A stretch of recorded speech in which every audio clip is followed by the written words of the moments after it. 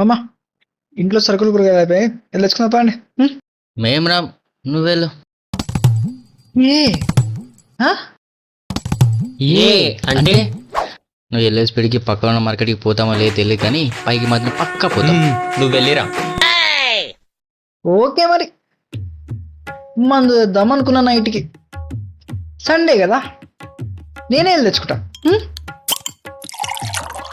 నేను వస్తాను పద మామ. ఇంట్లో కూరగాయల సరుకులు లేకపోతే ఎలా రా బతికేది? పద. నాకు కూడా మార్కెట్లో పని ఉందిరా, పదా పోదాం. ఏ పర్లేదు మామా, ఒక్క నెలలో వస్తా. మీకెందుకు ఇబ్బంది, నా కష్టం మీద నేను పడతాలే. మామా